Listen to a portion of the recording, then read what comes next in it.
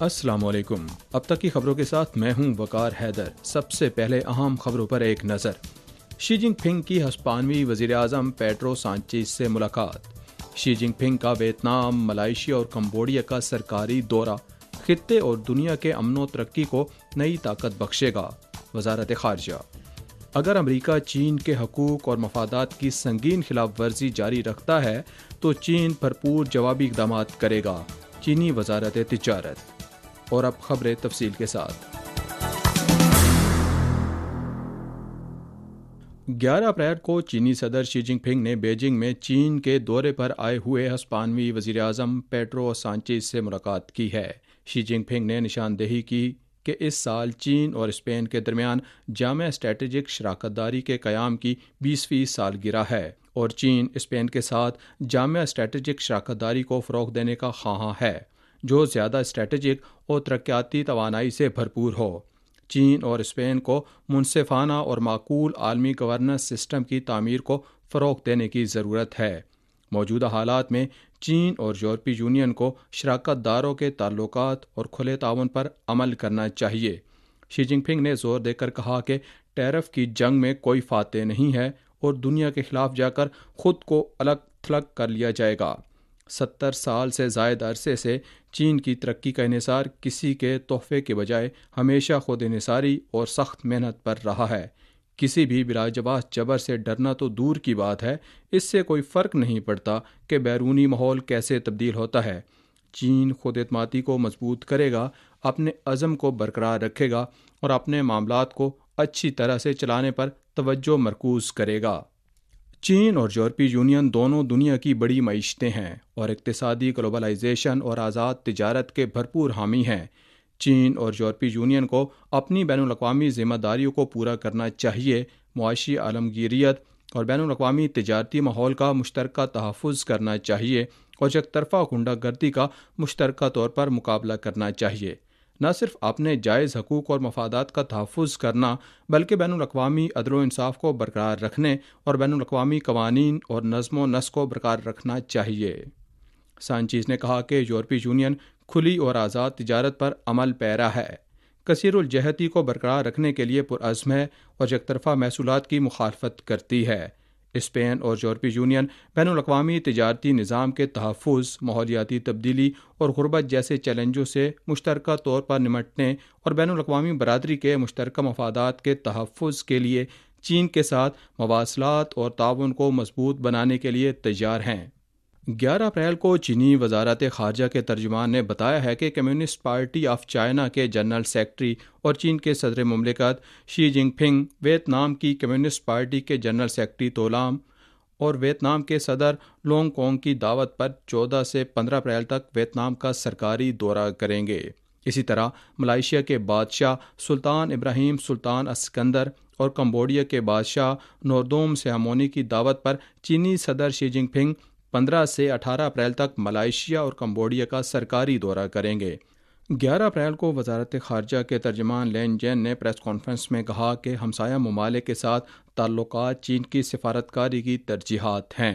چین اور جنوب مشرقی ایشیا مشترکہ تقدیر کے ساتھ اچھے ہمسایہ، اچھے دوست اور اچھے شراکت دار ہیں۔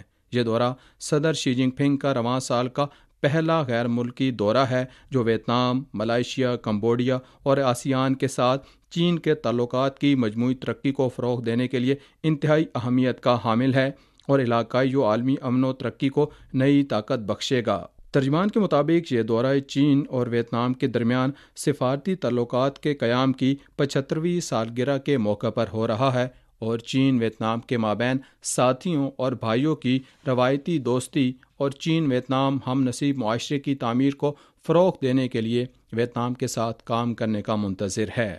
ملائیشیا کا دورہ شی جن پنگ کا 12 سال بعد دوسرا دورہ ہوگا جو چین ملائیشیا تعلقات میں ایک اہم سنگ میل ہے، اور کمبوڈیا کا دورہ صدر شی جن پنگ کا 9 سال بعد دوسرا دورہ ہے جس کے دوران فریقین چین اور کمبوڈیا کے تعلقات کی نئی راہوں پر بات چیت کریں گے۔ امریکہ نے چینی مصنوعات پر عائد محصولات کو مزید بڑھا دیا۔ چین کی وزارت تجارت کے ترجمان نے کہا کہ چین امریکہ کی جانب یک طرفہ محصولات کی سختی سے مخالفت اور مذمت کرتا ہے اور چین نے اپنے حقوق اور مفادات کے تحفظ کے لیے بھرپور جوابی اقدامات اٹھائے ہیں۔ چین اور دیگر ممالک کے دباؤ میں امریکہ نے کچھ تجارتی شراکت داروں پر بھاری محصولات کے نفاذ کو معطل کر دیا ہے، جو محض ایک علامتی چھوٹا سا قدم ہے، اور اس سے امریکہ کی تجارتی بلیک میلنگ کے ذریعے ذاتی مفادات کی تلاش کی حقیقت کو تبدیل نہیں کیا جا سکتا۔ چین امریکہ پر زور دیتا ہے کہ وہ نام نہاد مساوی محصولات کو ختم کرنے کے لیے ایک بڑا قدم اٹھائے اور اپنے غلط طریقوں کو مکمل طور پر درست کرے۔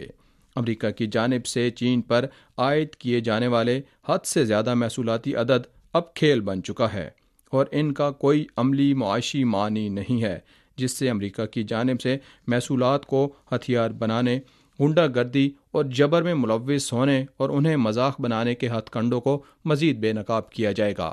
اگر امریکہ ٹیرف نمبروں کا کھیل کھیلنا جاری رکھتا ہے تو چین اسے نظر انداز کر دے گا۔ تاہم اگر امریکہ چین کے حقوق اور مفادات کی خلاف ورزی جاری رکھنے پر اصرار کرتا ہے تو چین بھرپور جوابی اقدامات کرے گا اور آخر تک اس کا مقابلہ کرے گا۔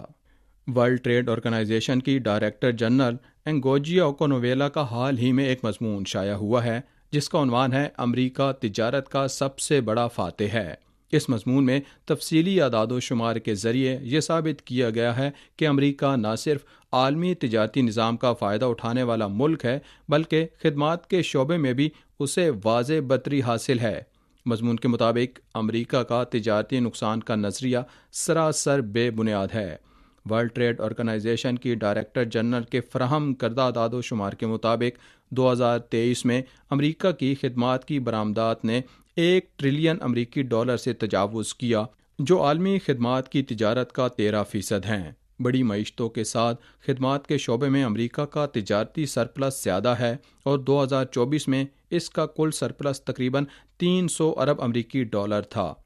اس سے بھی زیادہ توجہ طلب بات یہ ہے کہ امریکہ کو اعلیٰ اضافی قیمت والی خدمات کے شعبے میں اور بھی زیادہ برتری حاصل ہے۔ دانشورانہ املاک کے استعمال اور لائسنس کی فیسوں سے امریکہ کی سالانہ آمدنی 144 ارب امریکی ڈالر سے زیادہ بنتی ہے، جو دیگر ممالک سے کہیں زیادہ ہے۔ اعداد و شمار کے مطابق 2022 میں امریکہ کی خدمات کی برآمدات نے 4.1 ملین اعلیٰ تنخواہ والی ملازمتوں کو سہارا دیا، جن کی فی گھنٹہ اوسط اجرت مینوفیکچرنگ کے شعبے سے 25% زیادہ تھی۔ مقامی وقت کے مطابق 10 اپریل کو ورلڈ ٹریڈ آرگنائزیشن WTO نے اپنی 30ویں سالگرہ کے موقع پر ایک تقریب کا انعقاد کیا۔